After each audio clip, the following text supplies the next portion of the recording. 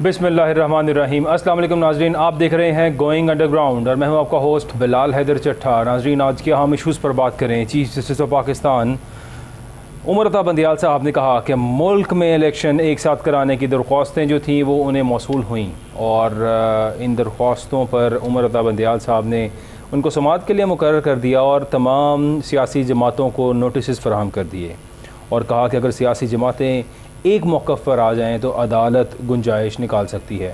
उमर अता बंदियाल साहब ने ये एक बड़ी पॉजिटिव स्टेटमेंट जो चीफ साहब की तरफ से दी गई और जो कुछ कहा गया, इस मुल्क में सोल्यूशन इलेक्शंस हैं।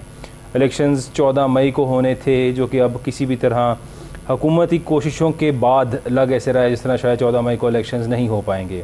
जैसे हमने देखा कि कल वज़ारत दिफा जो है वो भी एक मुलाकात हुई चीफ जस्टिस ऑफ पाकिस्तान से और इंटेलिजेंस एजेंसी के सरबराह थे, DGMO थे और उनके साथ सेक्रेटरी दिफा मौजूद थे।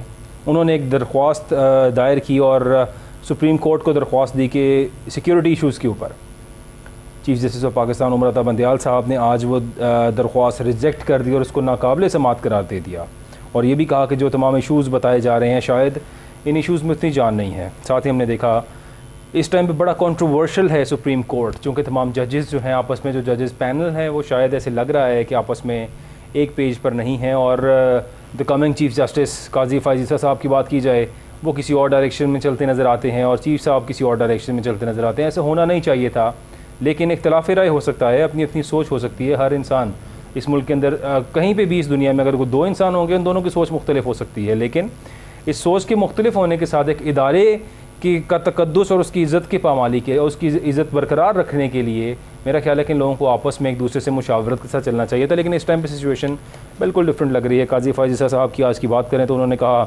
1971 में पाकिस्तान टूटने की बड़ी वजह गलत अदालती फ़ैसला था। यानी कि अगर सकूत ढाका की बात की जाए तो कभी ब्लेम कहीं डलता था, कभी ब्लेम कहीं डलता था। आज काजी फ़ायज़ ईसा साहब ने अदालती फ़ैसले पर डाल दिया और कहा कि वो एक पाकिस्तान टूटने की वजह 1971 के अंदर गलत अदालती फ़ैसला था। फिर उन्होंने बहुत से अदालती फ़ैसलों का जिक्र किया और जो उन्होंने बाकायदा अपनी स्टेटमेंट्स दी और बाकायदा जो बातें की उसमें बड़ा इतने कॉन्फिडेंट नज़र नहीं आ रहे थे काजी फ़ायज़ ईसा साहब जितना उन्हें होना चाहिए था। बड़े थोड़ा सा कन्फ्यूज़ थे, कुछ सवालों के जवाब भी उनसे उस तरह से नहीं दिए गए जिस तरह से उनको देने चाहिए थे। जिस मनसब पर वो फायज़ हैं और जिस पोजीशन पे आज वो स्टैंड कर रहे हैं, जिन चीज़ों का और जिन बातों का साथ देने की कोशिश कर रहे हैं, वहाँ पे I think a strong guy is needed. लेकिन काजी फ़ायज़ ईसा साहब थोड़े से शेकिन नज़र आए वहाँ पर। इसके अलावा और मुल्क में बात की जाए तो मुफ्ती अब्दुल शकूर साहब का जो वाक़या था और उसकी गाड़ी के बारे में भी कुछ इंकशाफात हुए हैं और आज़ाद कश्मीर का मामला था। इसके साथ हमने देखा कि वज़ीर आज़म आज़ाद कश्मीर जब से नाअहल हुए हैं और उनको डी-सीट किया गया है उसके बाद से आज तक वज़ीर आज़म आज़ाद कश्मीर अपॉइंट नहीं हो पा रहे हैं। शायद ऐसा लग रहा है कि पाकिस्तान तहरीक इंसाफ की जानिब से जो ये अपॉइंटमेंट है इसको कंप्लीट ना करने के लिए बाकी तमाम जमातें सर तोड़ कोशिशें कर रही हैं और शायद किसी तरह कामयाब होती भी नज़र आ रही हैं। फवाद चौधरी साहब ने दौरा किया आज़ाद कश्मीर का, शायद वो दौरा नाकाम रहा, क्या हुआ, इस सब पे भी बात करेंगे। हमारे साथ स्टूडियोज़ में मौजूद हैं शाहिद इकबाल भट्टी साहब। Sir thank you so much for joining us. बहुत शुक्रिया। और साथ तशरीफ़ फरमा है इशफाक मिर्ज़ा साहब। Sir thank you so much for joining us. अपनी बात का आगाज़ करूँगा शाहिद इकबाल भट्टी साहब से। राना सनाउल्लाह साहब ने आज एक स्टेटमेंट दी और ये भी उन्होंने कहा कि इमरान खान साहब को कहा है कि आराम से रेस्ट करें, रिलैक्स हो जाएं, ईद बड़ी अच्छी गुजरेगी, हमारा ईद पे किसी किस्म की कार्रवाई करने का कोई इरादा नहीं है। राना सनाउल्लाह की स्टेटमेंट तब आई जब लाहौर हाई कोर्ट ने स्टे ले लिया तमाम चीज़ों के ऊपर, रोक दिया हर किसी को, तमाम इदारों को इमरान खान के ख़िलाफ़ कार्रवाई करने से, 121 मुकदमात के ऊपर किसी किस्म की कार्रवाई से रोक दिया और स्पेशली उनकी रिहाइश का ज़मान पार्क के ऊपर किसी किस्म के ऑपरेशन से रोक दिया। उसके बाद राना सनाउल्लाह साहब ने आज मेरा ख्याल है गोंगलुआ तो मिट्टी चाड़ी और उन्होंने आकर ये बात की कि इमरान खान साहब रिलैक्स हो जाए, हमारा कोई इरादा नहीं है किसी किस्म का ऑपरेशन करने का, चूँकि अदालत रोक चुकी है तो अब क्या ऑपरेशन करेंगे राना सनाउल्लाह साहब। इसके अलावा मीन गंडापुर साहब को देखें और बाकी सब चीज़ों को देखें। I start from the chief justice of Pakistan और शाहिद इकबाल भट्टी साहब, मुल्क में इलेक्शन एक साथ कराने की जो दरख्वास्त है अब उस पर समाअत जो है वो होगी कल और तमाम सियासी जमातों के उन्हें कह दिया गया है कि अपना अपना नुमाइंदा सुप्रीम कोर्ट में भेजा जाए और उस पर समाअत की जाएगी। और चीफ जस्टिस साहब बारहा ये कोशिश कर रहे हैं कि तमाम सियासी जमातें आपस में बैठें, बैठकर खुद से एक डेट डिसाइड कर लें और उस डेट के ऊपर इंतखाबात हो जाएं। और ये कोशिश शुरू से ही चीफ जस्टिस साहब की जारी है, यानी अगर देखा जाए जितना भी कंट्रोवर्शियल बनाया गया इस सारे मैटर को, हमेशा कोशिश करते रहे चीफ साहब कि ये तमाम स्टेक होल्डर्स बैठें और बैठ के आपस में खुद डिसाइड करें, ये चीफ जस्टिस को या सुप्रीम कोर्ट को ये बर्डन बेयर ना करना पड़े। सर जी बहुत शुक्रिया बिलाल, आपने बहुत एहसन और बहुत ज़्यादा डीपली खुद से सारी बातें आपने कर दी हैं। इसमें मैं अपना इनपुट देना चाहूँगा कि मैं बंदयाल साहब को इस सिचुएशन में मसीहा आज मैं समझूंगा कि अल्लाह करे कि वो इस पाकिस्तान के लिए, जो कल भी मैंने एक प्रोग्राम में उनको हाथ जोड़ के रिक्वेस्ट की थी, वो पाकिस्तान में अपने रिजीम ख़त्म होने से पहले, यानी अपने टेन्योर ख़त्म होने से पहले वो पाकिस्तान के लिए कुछ ऐसा काम कर जाएं कि आने वाले दिनों में और हिस्ट्री में एक अच्छे चीफ जस्टिस के नाम के तौर पर उनका नाम बुक्स में लिखा जाए और उनकी मिसालें दी जाएं। ये मौका बंदयाल साहब के पास अभी भी 4-5 माह के लिए मौजूद है। मैं बिल्कुल थोड़ा सा बैकग्राउंड में जाऊंगा। ठीक 1 साल पहले इन्हीं दिनों में आपको याद होगा कि बंदयाल साहब और इनकी ये जो पूरा एक ग्रुप था जिन्होंने शहबाज शरीफ साहब को अलाउ किया कि वो प्राइम मिनिस्टर बन जाएं। जी बिल्कुल। और जो असेंबली तोड़ने की रेजोल्यूशन थी डिप्टी स्पीकर की, उसको गैर आईनी करार दे कि ये वही ग्रुप है। उस वक्त तो मिठाइयाँ बांटी जा रही थी, उस वक्त पीडीएम वाले भंगड़े डाल रहे थे और जीए चीफ जस्टिस के नारे लग रहे थे, जबकि पीटीआई वाले यूरोपियन कंट्रीज में उनकी तस्वीरों पे जूते बरसा रहे थे।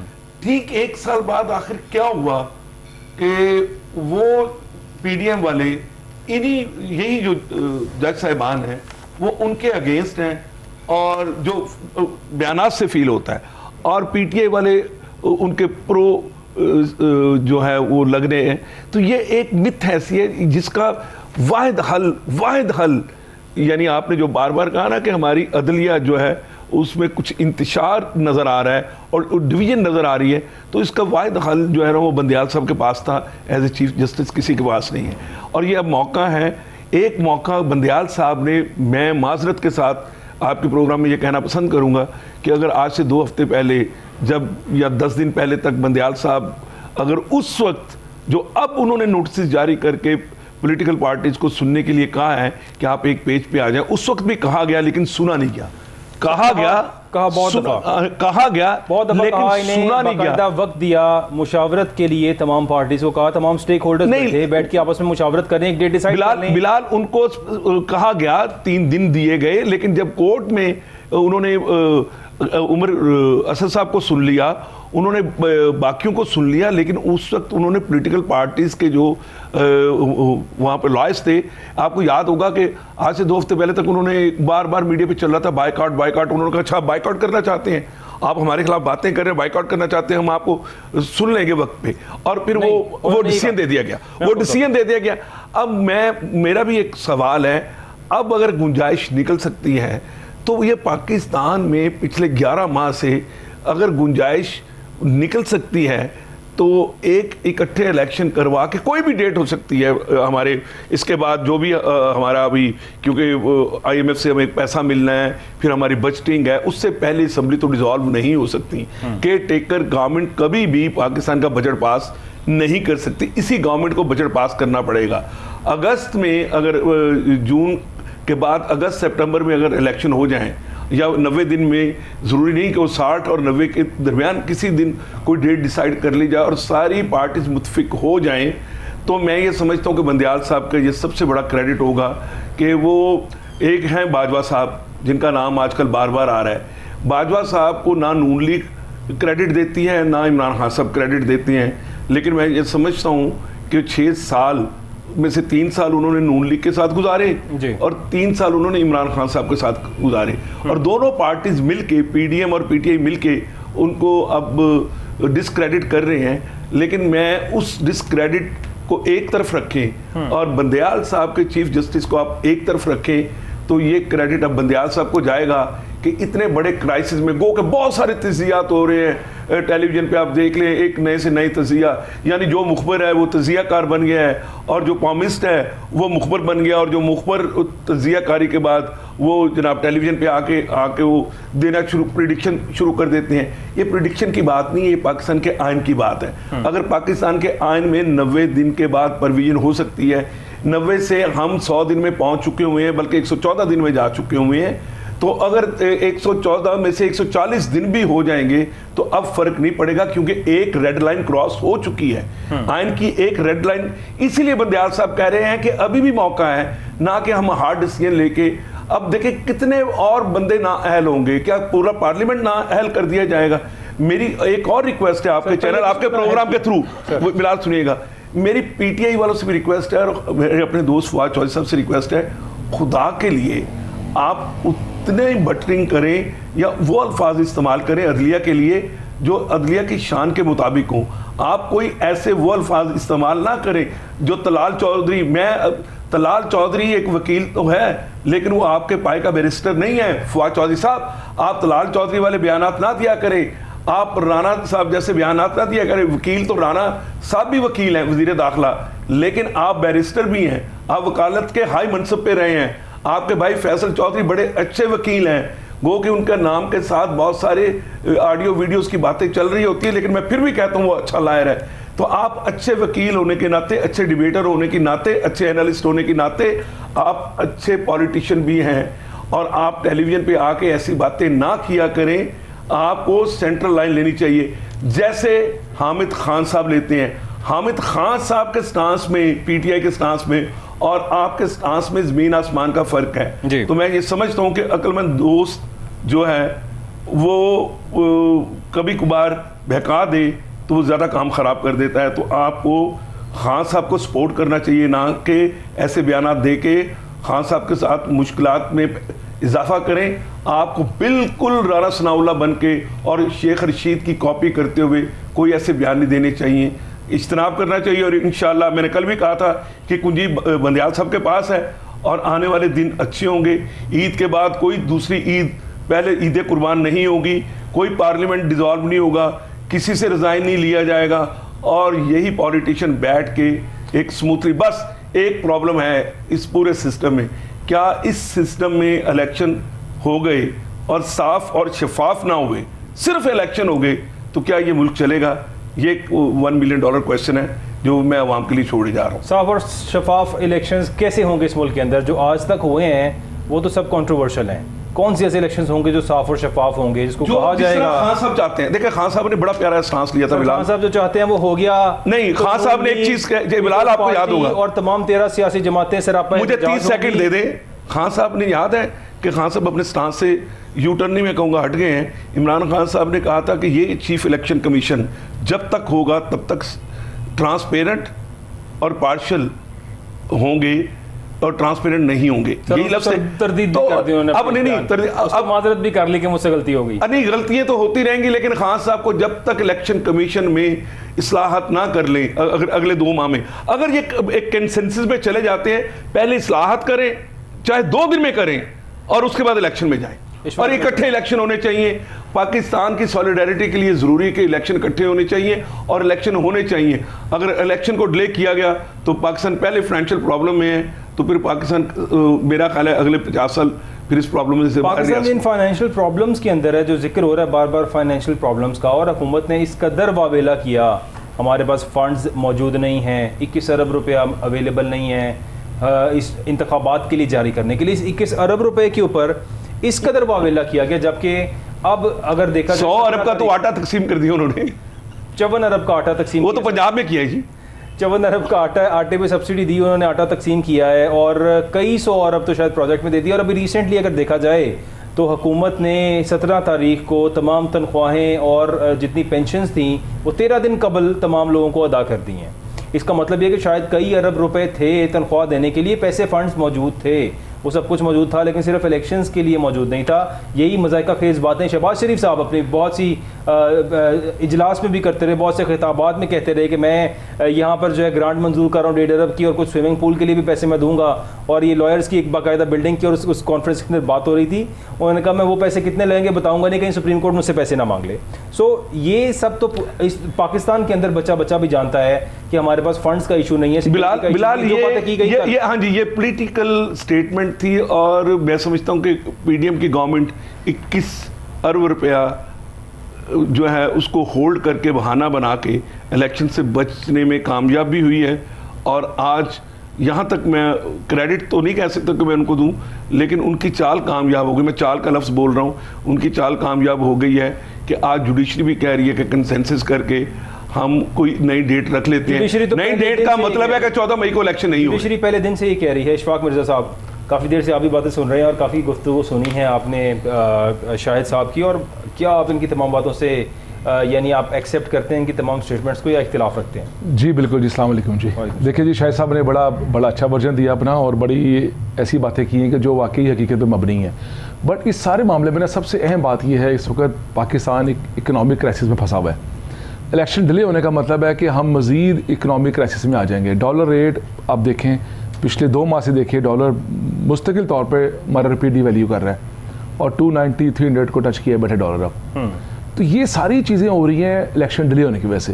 इलेक्शन डिले किसी सूरत नहीं होना चाहिए, बट अब तो मामले चले गए हैं। सुप्रीम कोर्ट ने भी कह दिया कि जी आप बैठ के उसको सारी जमातों के नुमाइंदे आए और बैठ के अपना अपना वर्जन दें और किस तरह करना है। 14 मई को इलेक्शन बहरहाल नहीं होते नज़र आ रहे, डिले वाकई हो रहे हैं। बट इन सारी बातों में ये जो भी सारे मामले हैं कि जी 21 अरब रुपया उसके लिए नहीं है और 100 अरब की पीछे इन्होंने शायद देखा हो आपने, 2 हफ्ते पहले इन्होंने वो डेवलपमेंट फंड जारी कर दिया 100 अरब रुपये का। आटे का बताया आपने कि 54 अरब उसके लगे हैं इसके। तो ये पैसे हैं इनके पास। सिर्फ ये है कि एक गेम की जा रही है कि इलेक्शन नहीं होने देने, अपनी मर्ज़ी का सेटअप का वेट कर रहे हैं जो कि अक्टूबर नवंबर में अवेलेबल हो जाएगा इन्हें। वो सेटअप आने के बाद फिर इलेक्शन में सारा कुछ हो सकता है, मैनूवरिंग भी हो सकती है, मैनेज भी हो सकते हैं, जो कि होते हैं हमारे इलेक्शन मैनेज। अब तक जितने भी इलेक्शन हुए हैं, एक इलेक्शन को छोड़ के सारे के सारे इलेक्शन मैनेज हुए हैं। बट अगर इस दफ़ा भी इलेक्शन मैनेज होते हैं तो जो अवामी राय को अगर दबाया जाएगा तो वाकई ये जो हर बंदा याद दिला रहा है स्कूटर डाके वाला मामला, ये मामले उधर बड़ा प्रॉब्लम वाला बात है। पाकिस्तान सिस्टम बड़ा क्रिटिकल पोजीशन में पहुंचा हुआ है। इकोनॉमिकली हम वीक हुए पड़े हैं, मॉरली हम वीक हुए पड़े हैं, फाइनेंशियली तौर पे हमारा कोई सर पैर नहीं है। ये जो मुल्क हमारे हमसाये थे, बांग्लादेश, नेपाल और ये भूटान वगैरह, अब हमारी इकॉनमी तो उनसे भी नीचे चली गई है। श्रीलंका जिसके बारे में बात कर रहे थे बार बार कि जी वो चला गया, बैंक करप्सी को चला गया, वो सारा कुछ चला गया। उनके अंदर जाके देखें, उनकी इंडस्ट्री, उनकी होटल इंडस्ट्री, वो सारी आज भी काम कर रही है, अच्छा काम कर रही हैं। इवन देन वो डिफॉल्ट कर गया मुल्क वो वाला। क्यों? कि ये जो हमारा पॉलिटिकल क्राइसिस है, वहाँ पर भी ऐसे था। पॉलिटिकल क्राइसिस जिस कंट्री में आता है वो मुल्क जो है बहुत तेज़ी से डिफ़ॉल्ट कर जाता है। रशिया हमारे सामने है कि रशिया की इकॉनमी किस तरह कोलैप्स कर गया। सारा मामला क्या हुआ कि एक बंदा था जिसने वो गलत डिसीजन लिया, उनका जो उस टाइम का था सदर था, वो सारी की सारी चीज़ें कोलैप्स कर गई और सुपर पावर कोलैप्स कर गया। तो ये सब इदारों को चाहिए अपनी पर्सनल जो एजेंडा है, पर्सनल बेनिफिट्स है, उसको देखिए। पाकिस्तान तो यही है ना, लोग भी सारे इधर ही हैं, तो दोबारा बाद में सारा कुछ हो सकता है। अभी सारे सर जोड़ के बैठे हैं, पाकिस्तान की बका का मसला है। हम इस वक्त मजाक के तौर पर बैठे हैं। मैं अभी उम्रा करके आया हूँ पिछले हफ्ते, मैं कतर भी गया। वहाँ पर जिससे भी बात हुई है, जो लोग बात कर रहे हैं, हर बंदा पाकिस्तान को एक मजाक स्टेट ले रहा है। वो बंगाली हो, वो नेपाली हो, वो इंडियन हो, सऊदीज़ हो, कतरी हो, पाकिस्तान एक मजाक बना पड़ा है इस वक्त कि भाई इंडिया ने देखे मर्सिडीज़ अपनी बना ली है, 850 किलोमीटर्स करेगी उसके अंदर, एक वन चार्ज के सिंगल चार्ज के अंदर, कंप्लीटली बिल्ड इंडिया। मर्सिडीज़ पे चले गए हैं, जैगुआर पे वो चले गए हैं, रेंज रोवर उन्होंने कर ली हुई है, ट्रेन उन्होंने वो कर ली है। पे आ गए हैं। अच्छा, वो क्या तारीफें कर रहे हैं, सारा शो उसमें गुजर जाएगा, इंडिया की तारीफें करना। हाँ, तो हम अपने देखें ना कि हम कहाँ खड़े हैं। हम दोनों बराबर ही थे, इतना फ़र्क नहीं था हमारा। बट फ़र्क ये हुआ, हमारी प्रॉब्लम यहाँ पर आई है, हमारी जो पॉलिटिकल पार्टीज़ हैं उनको एक रास्ता चाहिए जो एक कंटिन्यूसी तौर पर चलें, आगे चलें। कोई अच्छी गवर्नमेंट आएगी, कोई बुरी गवर्नमेंट आएगी, पर मामला चलेगा कि इंटरव्यू नहीं होना चाहिए आउटसाइड पावर्स के। चलना तो चाहिए मामला, और मामले को चलने देना चाहिए है। और चीफ जस्टिस साहब बारहा कोशिश करते रहे हैं पहले दिन से, किसी भी तरह पार्टीज आपस में डिसाइड करें, और बारहा ये भी कहते रहे अगर कोर्ट ने डेट दी तो इनको फिर प्रॉब्लम होगी, ये फिर उस डेट पर इसी तरह से जो है वो ड्रामा करेंगे, करेंगे, और फिर वही हुआ। हमने देखा। अगर आज की प्रोसीडिंग की मैं थोड़ी सी बात करूं तो जस्टिस मुनीब अख्तर साहब ने इस्तफसार किया और कहा कि वज़ीर-ए-आज़म के पास असेंबली में अक्सरियत होना लाजिम है। और ये भी उन्होंने कहा कि अटॉर्नी जनरल साहब को कि हम आपको बार बार कह रहे हैं, समझने की कोशिश करें, मामला अब बहुत संजीदा है। ये भी कहा उन्होंने। फिर उसके अलावा सुप्रीम कोर्ट ने जवाब भी दिया वजारत दिफा का, और इस जवाब के अंदर उन्होंने ये कहा कि वजारत दिफा का जो जवाब सुप्रीम कोर्ट में दायर हुआ था वो तसल्ली बख्श नहीं है। चीफ जस्टिस उमर अता बंदियाल साहब ने ये फरमाया। साथ ही उन्होंने ये भी कहा कि इलेक्शन कमीशन को क्यों लगता है कि माजी की निस्बत अब सूरत हाल ख़राब है। जब बेनज़ीर भुट्टो की शहादत हुई इस वक्त भी इलेक्शन करवाए गए थे। ये भी उन्होंने कहा कि आयरलैंड में जंग का समा था, लेकिन वहाँ एक दिन के लिए भी इंतखाबात में ताख़ीर नहीं की गई, ताख़ीर होनी चाहिए भी। साथ ही फिर ये भी कहा उन्होंने कि हमें आइन के ज़रिए बताएं कि क्या इलेक्शन में ताख़ीर की जा सकती है। फिर ये भी उन्होंने कहा कि किस कानून के तहत सुप्रीम कोर्ट में ये कह दिया गया कि इलेक्शन इस साल नहीं आइंदा बरस होंगे। जस्टिस इजाजुल हसन साहब ने ये फरमाया। और फिर ये भी कहा कि क्या गारंटी है कि 8 अक्टूबर को हालात ठीक हो जाएंगे। वजारत दिफा ने भी अंदाज़ा ही लगाया है, और ये भी कहा कि हुकूमत अंदाज़ों पर नहीं चल सकती। अच्छा बिलाल, इसके अलावा सर मैं थोड़ी सी बात कंप्लीट कर लूँ। इसके अलावा आइन में असेंबली तहलील होने पर इलेक्शन का वक्त मुकर्रर है, ये कहा जस्टिस मुनीब अख्तर साहब ने। कहा कि पिछले साल एक हुकूमत का खात्मा हुआ था, अदालत नोटिस ना लेती तो कौमी असेंबली भी तहलील हो चुकी थी, और ये इस बात से रिमाइंड कराया आपकी हुकूमत को उन्होंने कि अगर हम उस टाइम पे नोटिस ना लेते, अगर हम इंटरवेन ना करते, तो शायद आप लोग भी आज इस तरह से इस हुकूमत में ना बैठे होते जहां बैठकर बराजमान हो चुके हैं और अब इलेक्शंस कराने का नाम नहीं ले रहे हैं। साथ ही उन्होंने ये भी कहा कि DGMO ब्रीफिंग के लिए आए थे, DG ISI भी आए थे, सेक्रेटरी दिफा भी मौजूद थे। मैंने इन्हें कहा कि जब समात हो रही थी वो तब क्यों नहीं आए, ये उमर अता बंदियाल साहब ने फरमाया। और साथ ही उन्होंने ये भी कहा, और समात को 27 मार्च को शुरू हुई थी और रोज़ाना की बुनियाद पर 4 अप्रैल तक समातें होती रही हैं। मैंने खुफिया एजेंसी के सरबराहान से कहा है कि आप अब ब्रीफिंग देने क्यों आए हैं, समात के दौरान क्यों नहीं आए थे। That was a very important question Shahid Iqbal साहब। और जाहिर है कि जिस तरह उमर अता बंदियाल साहब ने जो बातें की हैं कि जब सारा कुछ चल रहा था तब ब्रीफिंग के लिए आए नहीं, अचानक से एकदम कल ब्रीफिंग के लिए आ गए और आकर 3 घंटे उनकी मुलाकात जारी रही वहाँ पर, और उसमें फिर उन्होंने यही सिक्योरिटी के तमाम मामला। लेकिन साथ ही उन्होंने ये भी कह दिया कि वजारत दिफा ने जो जवाब दायर किया है वो तसल्ली बख्श नहीं है, यानी जो सिक्योरिटी के मामला हैं। अब सिक्योरिटी का इशू क्रिएट करके, फाइनेंस का इशू क्रिएट करके, यानी मज़ाइका खेज एक इशू 21 अरब नहीं है पाकिस्तान के पास, बिल्कुल 4 माह बाद सब कुछ ठीक हो जाएगा। आज IMF आपके साथ कॉन्ट्रैक्ट क्यों नहीं कर रहा, आपके पास इलेक्शंस कराने के लिए 21 अरब मौजूद नहीं है। आपकी हुकूमत ये मैसेज पूरी दुनिया में पहुंचा रही है। देखिए जब कोई स्टेटमेंट आपके किसी पार्लियामेंटेरियन की तरफ से, आपके किसी मिनिस्टर, फेडरल मिनिस्टर की जानिब से जाती है तो वो पूरी दुनिया के पास जाती है, और आपके मिनिस्टर जब ये बोल रहे हैं कि आपके पास 21 अरब, वजारत खजाना के पास 21 अरब रुपया नहीं है इलेक्शंस के लिए देने के लिए, it is a very bad message which is going all over the world. और इसकी वजह से IMF का रिव्यू कंटिन्यू नहीं हो पा रहा, सिक्योरिटी हमारे पास अवेलेबल नहीं है, ये कहकर स्वीडिश एम्बेसी इस्लामाबाद में बंद करवा ली है। न जाने अब और क्या क्या करेंगे शायद इकबाल भट्टी साहब। अच्छा, इसमें आपने जो पूरा आज का डे जो हमारी ब्रेकिंग न्यूज़ थी वो आपने हमारी आवाम को बता दी जी। ये क्वेश्चन तो आज टिकर्स और ये स्टेटमेंट्स तो सुप्रीम कोर्ट की तकरीबन कोई 12 बजे से लेकर 2 बजे के दरमियान जो है ना वो टेलीविजन पे ऑन एयर होती रही जी। लेकिन एंड रिजल्ट बिलाल क्या निकला?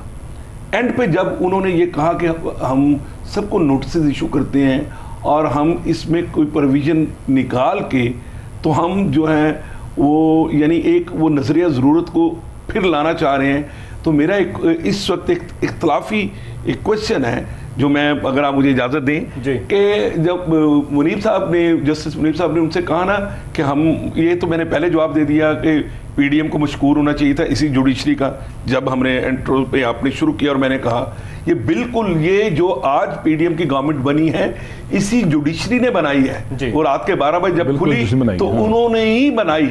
लेकिन मैं फिर कहूँगा कि ये 21 अरब रुपए का मामला नहीं है पूरी दुनिया के सामने के जाना है, ये तो एक पॉलिटिकल स्टेटमेंट और एक स्टंट था, डिलेइंग टैक्टिक्स था। क्या पॉलिटिकल स्टेटमेंट थी? आप गौर कर लें, आपकी वजारत खजाना के पास 21 अरब नहीं है देने को, is it a political statement? नहीं, ये आप और मैं यहाँ पे मैं खिलाफ करूंगा। सुन ले, हमारी कायमा कमेटी ने, हमारी खजाना की कायमा कमेटी ने 21 अरब रुपए की अप्रूवल दे दी। एंड परसों हमारे जो फेडरल गवर्नमेंट ने, कायमा कमेटी ने अप्रूवल नहीं दी, मैं आपकी नहीं सुन ले, उसको डेक्लाइन किया है। नहीं, उसको decline, chief justice of Pakistan ने स्टेट बैंक को कहा कि ये 21 अरब का फंड आप अभी गूगल पे जाएं, उसको उन्होंने डेक्लाइनिंग करवाई है पार्लियामेंट से कि पार्लियामेंट ने कहा है कि नहीं देने, नहीं देने। गूगल को कम दिखा, सर उन्होंने कहा पैसे हमारे पास है ही नहीं, पैसे हमारे पास है ही यार, खरबों रुपया पड़ा, यही तो बड़ा सारा कुछ है, पर मैसेज तो बार ये जा रहा है, बात यह है कि दिए नहीं गए, ये नहीं है कि पैसे नहीं है सर, सारा कुछ है, देने या ना देने मामला है। जब आप ऑन एयर आके ये स्टेटमेंट्स देते हैं कि हमारे पास 21 अरब नहीं है इलेक्शंस कराने के लिए, और बार बार ये स्टेटमेंट, मैं आपके इमेज खराब कर रहे हैं और कुछ नहीं कर रहे। अच्छा सुनिए, इमेज खराब कर रहे हैं। अच्छा मुझे तो अपनी बारी तो पूरी कर लेने देना, आप दोनों बोल रहे हैं। मैं ये कह रहा हूं कि ये स्टेटमेंट, ये रबिश स्टेटमेंट है गवर्नमेंट की, जो मैं आपसे एग्री कर रहा हूं, इससे क्रेडिबिलिटी खराब होती है। लेकिन ये कहीं एक जगह पे ये नहीं उन्होंने कहा कि हमारे पास है नहीं, उन्होंने कहा जी हम उस फंड से हम नहीं दे सकते जब तक हम अप्रूवल ना ले लें। कायमा कमेटी ने अप्रूवल दी सर, मैं और ड्रेइंग टैक्टिक्स करते हुए उन्होंने पार्लियामेंट से उसको डिक्लाइन करवाया।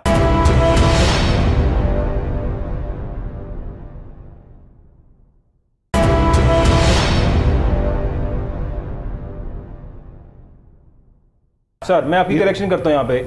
जब ये मामला स्टार्ट हुआ था, वजारत खजाना ये कहती थी हमारे पास 21 अरब का फंड अवेलेबल नहीं है। यहां तक इस्तफसार हुआ कि चीफ जस्टिस ऑफ पाकिस्तान ने ये कहा कि हमारी तनख्वाहें काटे और 21 अरब दे दें। बिल्कुल, यहां तक इसलिए कहा यार उन्होंने 10 रुपए पेट्रोल के बढ़ाए हैं, तो वैसे ही उन्होंने बात पूरी होने दे। शायद मेरी बात सुनिए, चीफ जस्टिस ने इसलिए ये बात कही थी कि हमारी तनख्वाहें काटे और 21 अरब दे दें, क्योंकि ये कहते थे कि हमारे पास 21 अरब नहीं है। जब सारी डिटेल्स ली गई तो वहां पे फवाद चौधरी साहब मौजूद थे, उन्होंने कहा जी इन्होंने 80 अरब रुपया अभी रिसेंटली प्रोजेक्ट्स, डेवलपमेंट प्रोजेक्ट के लिए दिया है, 10 अरब लैपटॉप स्कीम के लिए दिया है, 90 अरब तो ये हो गया। ये कहते हैं इनके पास नहीं। असद उमर साहब ने भी कहा कि पैसा पड़ा हुआ है sir. So start was from there. जी हाँ जी, ये वजारत खजाना कहते थे हमारे पास 21 अरब ही नहीं। मैंने आपसे कहा ये पॉलिटिकल स्टेटमेंट्स थी, पैसे थे इनके पास, इन्होंने झूठ बोला। सर ये इमेज खराब कर रहे हैं पाकिस्तान। आपने बात की, मैंने कह दिया ना, इन्होंने झूठ बोला और आज पकड़े गए हैं। लेकिन इनको अभी भी जुडिशरी का थैंकफुल होना चाहिए कि उनको फिर आखिरी मौका दे रहे हैं। इसी पे मैं आना चाह रहा था कि मैं कल से 3 प्रोग्राम्स कर चुका हूं, चौथा मेरा आपका प्रोग्राम है। मैं कह रहा हूं कि पाकिस्तान को ये जो हमारा आईनी, अदालती और हमारा पॉलिटिकल क्राइसिस इस वक्त चल रहा है, सबसे बड़ा क्राइसिस तो फाइनेंशियल क्राइसिस है ना, जिसको हम सब लोग इग्नोर कर रहे हैं, और खास तौर पे पीडीएम इग्नोर कर रही है financial crisis. Sir financial crisis के होने की वजह भी पॉलिटिकल क्राइसिस होता है ना। सुन ले, उसकी वजह पॉलिटिकल क्राइसिस नहीं है, पॉलिटिकल बुलशिट क्राइसिस है कि political parties they are playing bullshit wrong game with the country. उसमें आगे जो की थी ना, जो कि आज उन्होंने स्टार्ट कर दी है, वो थी बंदियाल साहब के पास, चीफ जस्टिस ऑफ पाकिस्तान के पास। आज उन्होंने जनरेटर को ऑन किया है, अब लाइटें भी जलेगी, रोशनी भी होगी और मुल्क भी चलेगा। सर ख्वाहिश है कि आज जनरेटर को ऑन किया है चीफ जस्टिस साहब, तो पता नहीं पहले दिन से जनरेटर ऑन करने की कोशिश कर रहे हैं, उसको किक्स मार रहे हैं, स्टार्ट नहीं हो रहा है। फिर आप मेरी बात को नहीं सुन रहे। यही मसला यह है कि जब बंदियाल साहब ने उस वक्त आईनी फैसला दिया तो नून लीग खुश हो गई, जब अगला फैसला दिया तो नून लीग नाराज हो गई। बंदियाल साहब तो यूं लग रहा है जैसे पॉलिटिकल पार्टीज ये चाहती हैं कि पीटीआई वाले चाहते हैं वो हमारे हक का फैसला दें, आईने पाकिस्तान का फैसला ना दे। और सबसे बड़ी प्रॉब्लम ये है, सबसे बड़ी प्रॉब्लम ये है कि जो सिटिंग गवर्नमेंट बैठी होती है, सिटिंग गवर्नमेंट वो चाहती है कि अदलिया भी हमारे मतहद आ जाए, तमाम चीजें हमारे मतहद आ जाए और फैसले हमारे हक में हो। अगर जो भी गवर्नमेंट होती है वो यही चाहती है। जो भी गवर्नमेंट बैठती है, अगर फैसले हमारे हक में नहीं आ रहे, अगर फैसले हमारे हक में नहीं आ रहे, भाई जुडिशरी फैसले अदल पे नहीं कर रही। यही प्रॉब्लम है, यही मसला हमारे मुल्क का जा रहा है। भाई अदलिया अपना काम करे, गवर्नमेंट अपना काम करे, अपोजिशन अपना काम करे, बट सबका फोकस ये होना चाहिए well being of Pakistan and Pakistani nation. But इसके ऊपर कोई फोकस नहीं कर रहा। देखिए पॉलिटिकल क्राइसिस जब जिस कंट्री में आता है ना, इकोनॉमिक क्राइसिस के पीछे बैठा होता है, पैसे वाले लोग बैठे होते हैं। पैसा कम नहीं है पाकिस्तानी के पास, बहुत पैसे हैं, बट वो सारे पैसे बाहर ले गए हैं। कोई पैसा इन्वेस्ट करने को तैयार ही नहीं है। लोगों ने पैसे बैंकों से निकाल के अपने घरों में रख लिए हैं। कोई बंदा देखिए, कोई बंदा पाकिस्तान में पैसे इन्वेस्ट इस हालात में नहीं करेगा। हम कैसे एक्सपेक्ट करेंगे कि बाहर के लोग आके पाकिस्तान में इन्वेस्टमेंट करें, फॉरेन डायरेक्ट इन्वेस्टमेंट आए? पॉसिबल नहीं है। ये पॉलिटिकल क्राइसिस हर 3 साल बाद खड़ा हो जाता है। इधर कौन बाहर का इन्वेस्टर आएगा जो इस मुल्क में पैसे लगाएगा?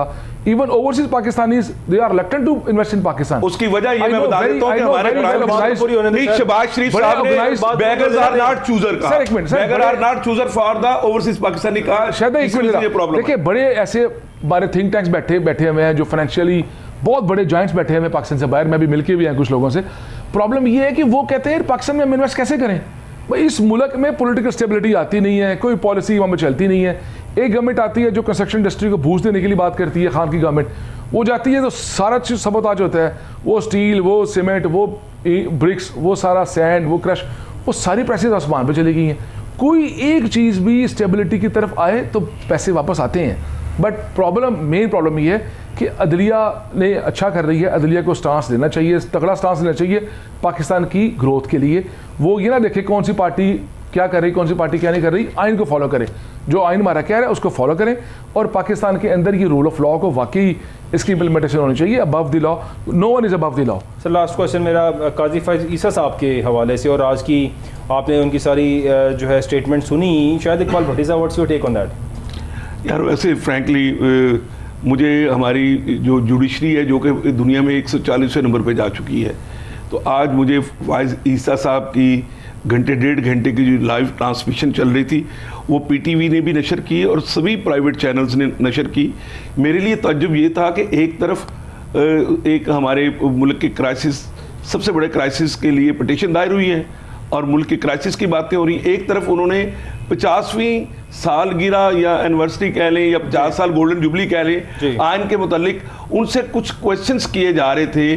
तो मैं तो अपकमिंग चीफ जस्टिस के बारे में फाइज ईसा साहब को जब तक मैंने सुना नहीं था और उनके बारे में खबरें हम सुनते थे, उनको पहली दफ़ा आज से हफ्ता पहले उनको बोलते देखा पार्लियामेंट में, अब देखा उनको बोलते हुए, तो मैं तो बड़ा मायूस ही कह सकता हूँ हुआ हूँ कि मैं अपकमिंग चीफ जस्टिस को इतना आउटस्पोकन, इतना लॉफ्टर रखते हुए, इतना फ्रैंक होके बातें करना, मैं हालांकि उनका एक बड़ा रोब दबदबा, वो चीफ जस्टिस बलूचिस्तान भी रह चुके हैं और पाकिस्तान के आज से 10 साल के जो मेन डिसीजंस हैं, 8-10 बड़े बड़े डिसीजंस हैं, उनमें फाइज ईसा साहब उसका हिस्सा भी रह चुके हुए हैं। तो आज जो उनकी बॉडी लैंग्वेज थी वो मुझे इंप्रेस नहीं कर सकी। Maybe I can be wrong for that one, लेकिन मैं ये समझता हूँ कि मुझे यूँ लग रहा था कि आज फाइज ईसा साहब सुप्रीम कोर्ट को अवाम की अदालत में ले जाने की कोशिश कर रहे हैं कि एक सुप्रीम कोर्ट का जज अवाम की अदालत में बैठा उनके जवाबात दे रहा है, और एक अमेरिकन स्लाइड चलाई गई कि अमेरिका के 2 जस्टिस साहिबान ओबामा के सामने पेश हुए और वो खड़े हो गए ओबामा को देख के कि प्राइम मिनिस्टर आ रहा है, और ओबामा आपको पता है वो वकालत भी करते रहे, उनकी वाइफ भी, और वो बहुत बड़े वहाँ के सदर थे, लेकिन वहाँ के जो जुडिशरी के 2 सुप्रीम जजेस थे वो खड़े हो गए ओबामा के, उन्होंने क्लैपिंग की, फिर उनसे बातचीत हुई तो उन्होंने जवाब दे दिया। तो मुझे ये फील हो रहा था कि जैसे ये कोई माजरत के साथ कि ये कोई इंजीनियर्ड प्रोग्राम किया जा रहा है कि उधर से फैसला होने वाला जुडिशरी में कि बंदियाल साहब और जो फाइज ईसा की डिवीज़न है, ये आज टेलीविज़न ने प्रूव कर दिया कि वाकई डिवीज़न है और ये पाकिस्तान के लिए बड़ी ख़तरनाक है। एक जाने वाले चीफ जस्टिस हैं, एक आने वाले चीफ जस्टिस, इसलिए हमारी जुडिशरी डिफरेंस ऑफ ओपिनियन होना चाहिए, लेकिन आइन के अंदर रह के होना चाहिए, आइन से बाहर नहीं जाना। आइन डेफिनेटली कोई मुकद्दस किताब नहीं है, कोई हॉली बुक नहीं है, लेकिन आइन बनाने वाले और आइन चलाने वाले यानी मुकन्ना और जुडिशरी अगर दोनों भी आपस में लड़ रहे होंगे और अंदर भी लड़ रहे होंगे, हमारी पार्लियामेंट में भी डिवीजन है और हमारी जुडिशरी में भी डिवीजन है, जो मुल्क के लिए अच्छी नहीं है। ये जब तक ये पीटीआई और पीडीएम नहीं बैठेंगे और जब तक फाइज ईसा और बंदियाल साहब नहीं बैठेंगे, ये पाकिस्तान में हम अच्छे की उम्मीद नहीं करते। देखिए पार्लियामेंट की तकसीम समझ आती है, जुडिशरी की तकसीम समझ नहीं आती। देखिए पार्लियामेंट की तकसीम तो समझ आती है, वो उनका हक है, होना भी चाहिए। भाई अदालती निज़ाम जुडिशरी में तकसीम नहीं होनी चाहिए कि जुडिशरी की तकसीम बहुत नेगेटिव इमेज दे रही है। 140वें नंबर में हमारी इस वक्त आई पड़ी जुडिशरी, ये क्या इमेज आ रहा है, किस तरह मामले चलेंगे, कौन फैसला करेगा, कौन हक का फैसला करेगा, कौन 22 फैसले करेंगे, ये तो तकसीम सामने नज़र आ रही है हर बंदे को। 22 करोड़ आवाम देख रही है कि भाई ये फैसला का एहतराम कितना का होता है और कौन से फैसले कितने इम्प्लीमेंटेबल होते हैं पाकिस्तान की यहाँ पर इस मुल्क में। फैसले जो हो रहे हैं पाकिस्तान के अंदर, जुडिशरी को चाहिए कि ज़ाहिर है पाकिस्तान और आइन की बालादस्ती और पाकिस्तान की आइन की बालादस्ती के लिए ही तमाम फैसले होने चाहिए। जुडिशरी में जो डिवीज़न है ये नहीं होनी चाहिए है। बहुत शुक्रिया दोनों गेस्ट का, शाहिद साहब आपका शुक्रिया, इशफाक साहब आपका शुक्रिया, thank you for being in the show. और नाजरीन आपने देखा, और कल हाजिर होंगे दोबारा एक नई बात के साथ। अपना ख्याल रखिएगा, अल्लाह हाफ़िज़।